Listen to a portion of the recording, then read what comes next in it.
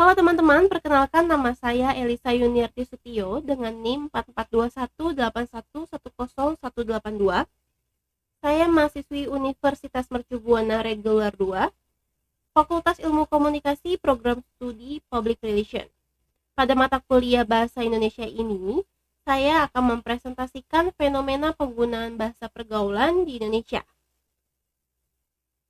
yang melatar belakangi penggunaan bahasa Indonesia baik dalam kehidupan dunia maya maupun nyata di masyarakat sudah mulai mengalami interferensi dan mulai bergeser digantikan oleh penggunaan bahasa gaul.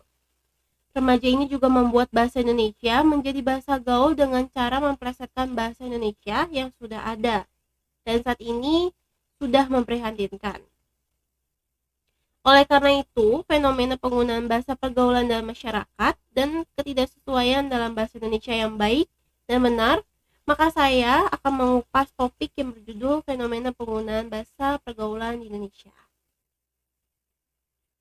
Dengan rumusan masalah yang ada, yaitu bagaimana eksistensi bahasa Indonesia saat ini, dan yang kedua, apa pengaruh eksistensi bahasa gaul terhadap bahasa Indonesia. Yang ketiga, apa faktor yang mempengaruhi perkembangan bahasa gaul? Dan yang keempat, bagaimana mengatasi perkembangan dan pemakaian bahasa gaul terhadap masyarakat Indonesia.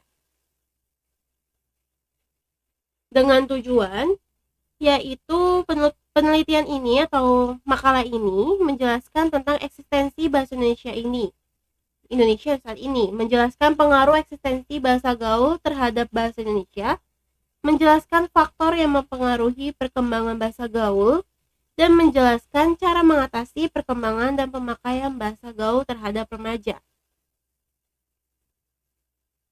Manfaat dalam penelitian makalah ini yaitu ada dua, terdiri dari manfaat teoritis dan manfaat praktis.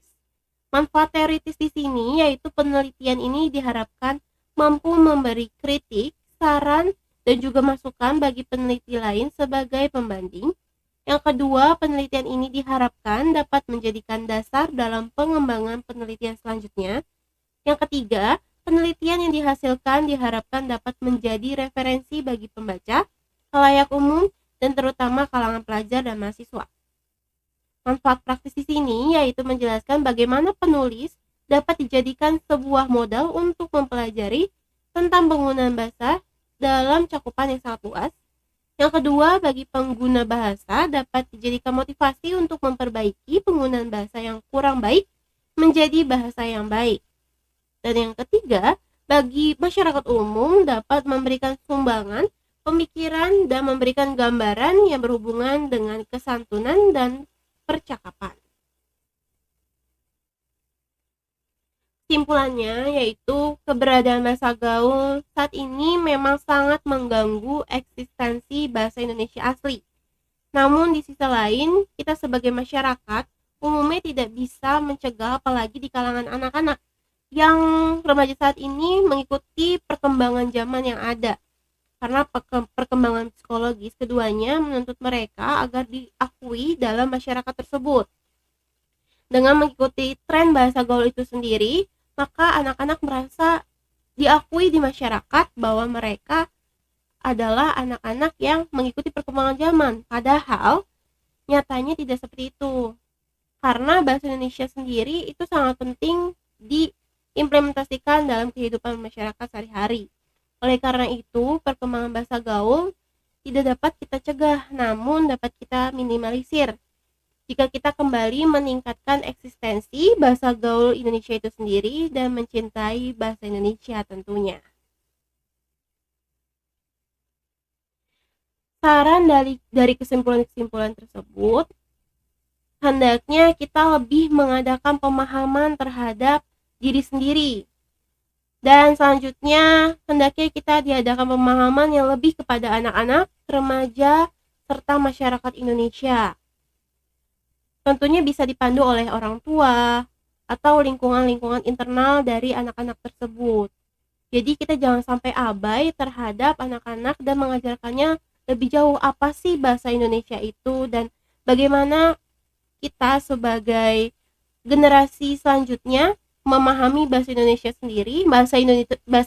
itu sendiri dan bisa mengajarkannya kepada anak-anak yang ada di sekeliling kita. Dan yang kedua, mari kita mulai dari diri sendiri untuk melestarikan bahasa Indonesia tercinta dan meningkatkannya kembali dengan eksistensinya agar bahasa Indonesia dapat lebih berkembang dan maju, tentunya tidak lepas dari peran-peran kita sebagai anak muda selanjutnya. Dan berikut adalah referensi-referensi yang saya gunakan dalam pembahasan kali ini. Dan beberapa saya ambil referensi dari jurnal seperti Asapari, penulis Aziza, dan fungsi bahasa Indonesia sebagai bahasa pemersatu bangsa.